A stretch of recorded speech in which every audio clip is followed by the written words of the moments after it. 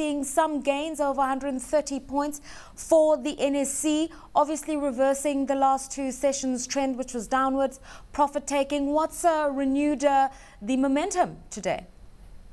I think it's just a mixed reaction. Once you've had a few sessions of profit taking, in the end, eventually investors will come in and decide to pick up what they think is our stocks that they see value in. So I wouldn't say that this is the start of a major rally going forward. It's just a bounce following some days of profit taking. Just give us your sense of what you expect the market to do in the year 2011. Some analysts say that they think the NSE will end at 31,000 points in 2011. Do you concur with that view?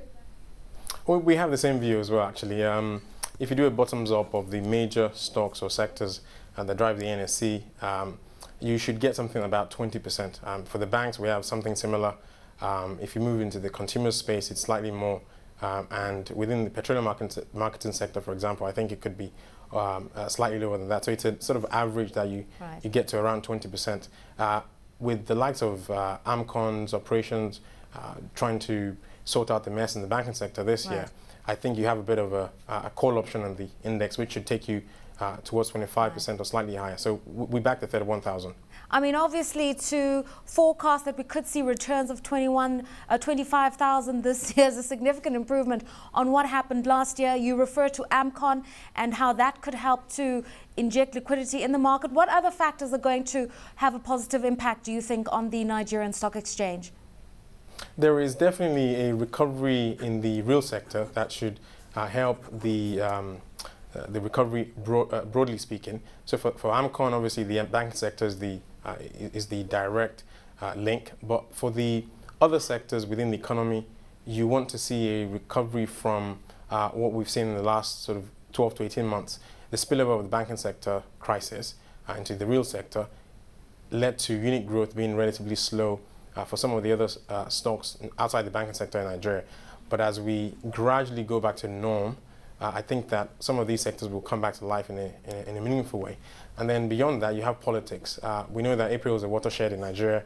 If we have relatively credible elections and there's stability going forward beyond that, then CapEx projects, general expenditure across Nigeria, I think would support growth in the other sectors outside the banks. Right. If you had to give us a breakdown of sectors that may offer more value, which would it be? I mean, obviously the banks will be under the spotlight this year, and we've seen some of the rescued banks making gains in previous sessions. We're seeing a bit of recovery in some of the industrials.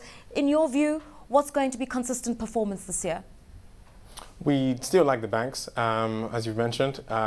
We can go into specifics later, but apart from that, the food and beverage sector is where we see additional value. As I said before, there should be some recovery in the real sector, and typically the consumer sectors in Nigeria grow their units by around 10%. On top of that, the market leaders in these sectors, most of which are listed on the NSE, would throw in another price increase of up to 10%. So 20% generally is what you get at the top line. Right. And then with stable margins and sometimes a margin expansion, you can get up to 25%. So Nestle is a good example of that.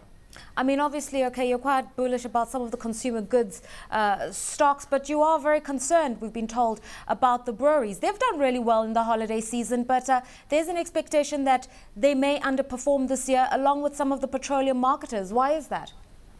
Yeah, the brewery sector is a bit of a strange one.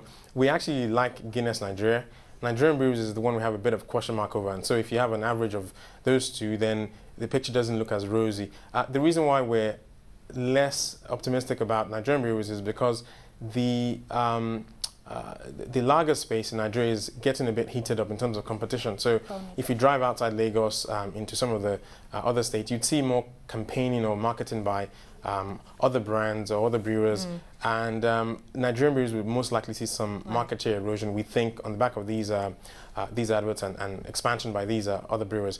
Guinness is unlikely to face as much of a challenge in the stout segment, which is significant for it relative to the lager segment. And Bunmi, in 30 seconds, your hot stocks for the year 2011, 3 of the best, and the investment case for them. Fidelity Bank, Diamond Bank, and Nestle. Fidelity Bank, is trading on 0.5 to 0.6 times book value. We play this on a reversion to mean, i.e. 1 times book. So there's 50 to 60% upside by December 2011. For Diamond, it's a bit of a riskier play, but I think eventually once the bank shows some level of decent results and provisions stop being a problem for this bank, then I think the market will warm up to it. In terms of Nestle, 25% EPS growth is good enough.